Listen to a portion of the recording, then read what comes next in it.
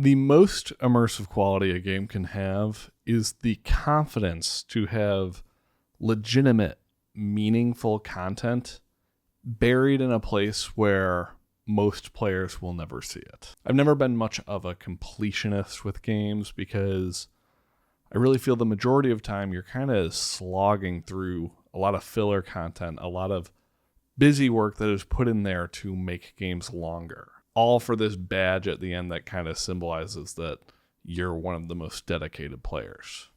However, I think some of the best games have a lot of meaningful content towards the end, a lot of meaningful content that is hidden. You think of RPGs, very often they want you to replay it. But the kind of crux of that replay is maybe you'll see different dialogue options. That's not really interesting.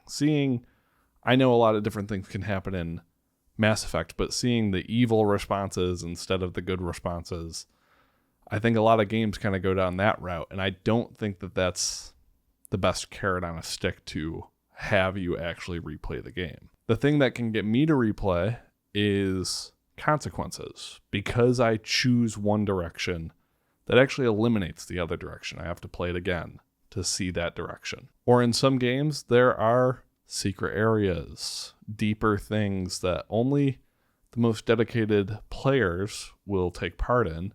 And it's okay that all this work has been put into this area that so few people will see, because it is one of the most immersive things a game can do. In order to face Millennia, one of the most difficult bosses in Elden Ring, I definitely thought she was the most difficult, you have to make it about 50 to 60 hours into the game. That might be a conservative estimate. And then you have to do a whole bunch of things. You have to have 2 halves of a medallion that will take you to the consecrated snowfield. The snowfield is a deep endgame area, totally optional. You only find it if you have these medallions. It's not easy, as it is later in the game. And then when you're in the snowfield, you have to find an area where there's a puzzle for you to solve. The puzzle is no walk in the park either. Once you solve the puzzle, then you find Millennia. No, you don't. You find a teleporter that takes you to Miquella's Halig tree. That is what is going on behind me right now. You get a teleporter that takes you there, and it's legitimately one of the hardest areas in the game, and it's only at the very end of all of that you find Millennia.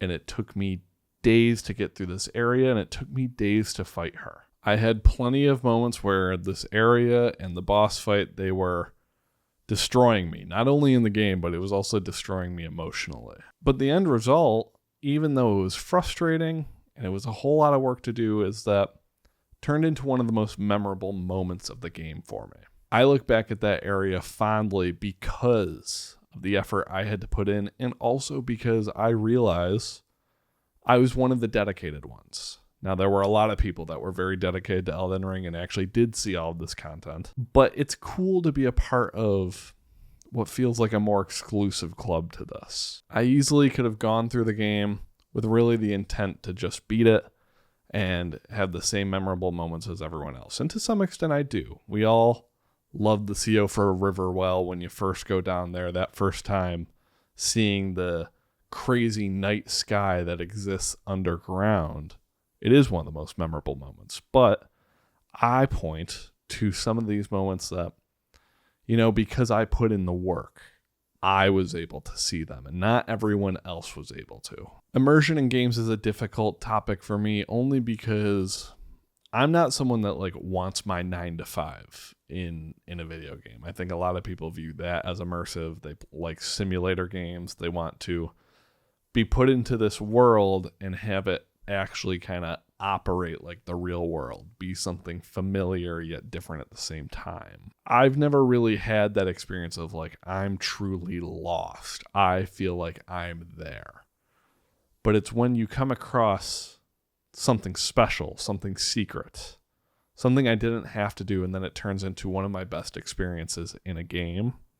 That's when I'm truly immersed, and I then want to look in every corner and turn over every stone. The part of this type of game design that I think is realistic, that mimics real life, is the fact that we're making choices all of the time that eliminate other possibilities for us. Every opportunity taken is another opportunity lost. Sometimes it leads to something great. Sometimes we miss out on something great. I want more video games to mimic that experience, especially since it's in a vacuum on a video game. You can always go back. You can experience the other thing. You have the options. I like consequences to my actions, especially when I have the option to just go back and play the game again and correct it. The idea of permanent decisions are cool. They're scary in real life, and being able to get the simulation of that through a video game is something that is very interesting to me. In real life, there are places I'll never go back to. There are jobs I'll never have again. There are people I'll never really see again either.